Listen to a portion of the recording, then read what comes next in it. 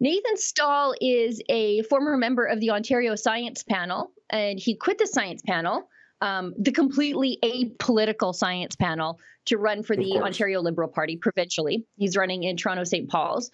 And he, apropos of nothing, Mm. accused rebel journalists, and he never said which one, of harassing him, or a rebel journalist, of harassing him at a farmer's market on Saturday. See, today a Rebel News reporter harassed me at a local farmer's market for promoting vaccines. That same reporter made use of the market's shopping service, where volunteers personally shop inside for those without a vaccine certificate.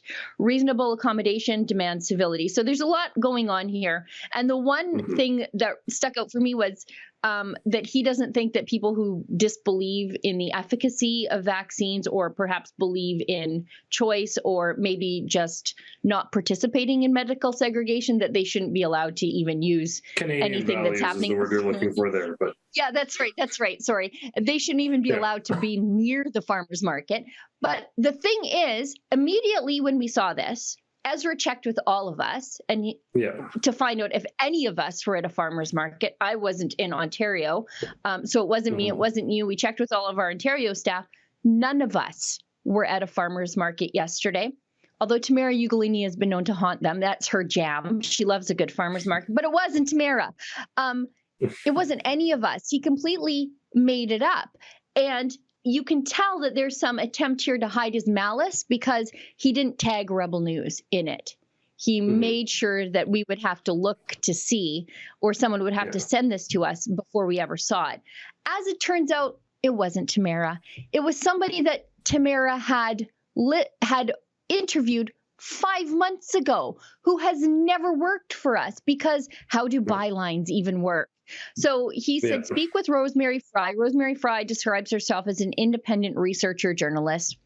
And he links to a story where the byline is Tamara Ugolini interviewing Rosemary Fry. Rosemary Fry has never worked for us. I don't even know if she confronted him at the farmer's market. I have no idea. It's all simply an allegation. Who can trust a word this guy says to start with? This guy. Yeah, your link is to an article where she's interviewed. She's not the reporter. Literally took me 30 seconds of research to figure out she claims to be an independent journalist and was interviewed by Rebel News. Do people even read anymore? Not in Canada, apparently. This guy took to the internet, tweeted that we harassed him. He received sympathetic replies from everybody on the other side. The Globe and Mail health reporter, Andre Picard, he's like, he retweets it. That girl who used to work at Chatelaine, I can't remember her name. She's with the Narwhal now. It doesn't matter. You've never heard of her. But, you know, she's saying, can you quit spreading disinformation because you called them reporters? No, that wasn't the disinformation, as it turns out. I don't even think she deleted her tweet. But then Ezra tweets, we're going to sue the pants off you. I'll paraphrase, but put on some clean underwear, because that's all you're going to be wearing after we sue the pants off you. And so then he goes through and deletes all of his tweets. Never apologizes, never says why he deletes them, never even admits that he gets it wrong. Then he deletes them and just pretends like nothing happened. Just move along. I completely libeled these people. I falsely accused him of what is now a crime, by the way. It's a crime to harass a medical professional. And this guy apparently is a doctor. So he accused us of something that is criminal. Well, this morning, he offers an apology and a retraction. But there's a reason for that, because yesterday morning we hit him with a notice of libel. So this is from Nathan Stahl. Would you mind, Adam, I don't know if you can see that. Maybe you want to read through it. I've been talking. I can attempt to. Yeah, it's a little blurry on my end, to be honest. You can grab that. I've got plenty to say, however, though. Okay, let's do this. So I'm just going to bring up his tweet here so that I can see it on my side. Sorry, Heidi, I should have done this in advance. Yeah. I got it. While you're pulling that up, though, absolutely. Or sorry, you got it. Go ahead. Okay, yeah. On January 15th, while attending a local farmer's market, an anti-vaxxer advocate yelled at me for the work I've done as a physician advocating for seniors, public health, and COVID-19 vaccines during the pandemic, also for Pfizer, but that's just me reading something in. In a previous similar encounter, the individual had shared that they were an investigative journalist and was aware of I was aware of at least one story where the individual was featured on the Rebel News website and attacked my work promoting COVID-19 vaccines for Ontario's long-term sector. Then he links to the article, wherein she was interviewed. Let's keep going. Yeah. Then he goes on to malign us, and this is him saying, it's okay to lie about them because they did this to me. And he prefaces it by saying, in unconnected events. Well, then why even mention it? Why even mention it? If it's unconnected, why are you putting it in here then? In unconnected events in December 2021, Rebel News staff, it was Ezra, he owns the company, placed cash bounties on me. It wasn't a cash bounty.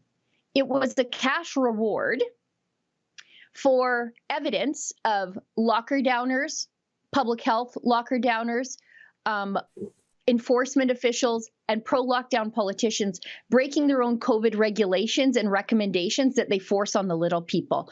We put a cash reward on images of them doing that. We didn't put a cash bounty on any one person. By the way, if you aren't breaking the rules, why are you scared?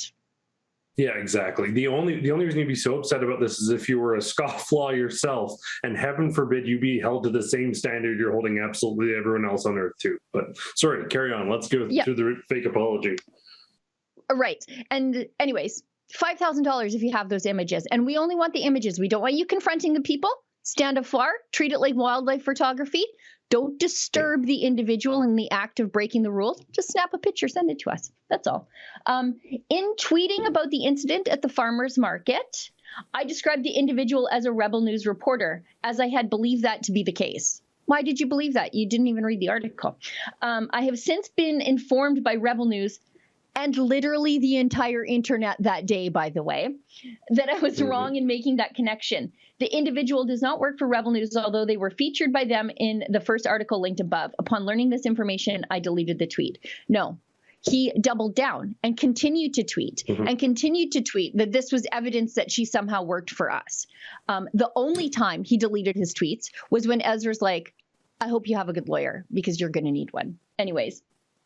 Despite this today, despite that he lied and lied and lied, didn't offer a retraction or an explanation and simply deleted everything on the hopes that the whole affair would go away, poor Nathan got a notice of libel.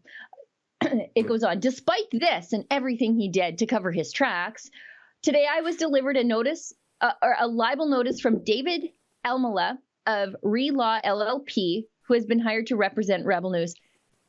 David's the best, by the way. David's amazing. So Nathan should be scared. The right thing was to offer an apology because David's amazing.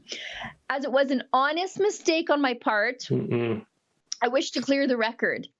Representation for Rebel News has informed me the following statement was required in order to avoid litigation. So let me state, not I want to retract and apologize because it is the right thing to do because I got this wrong and I damaged their reputations and I falsely accused someone of a crime. Let me avoid getting sued. That's where his moral compass is at.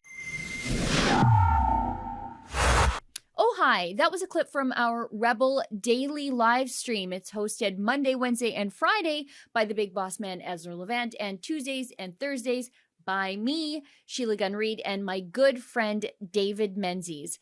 On the live stream, we talk about the news of the day, we show some videos, and we interact with our viewers at home. We stream at 12 noon Eastern, 10 Mountain. You can find us on YouTube, Rumble, Super U, and Odyssey.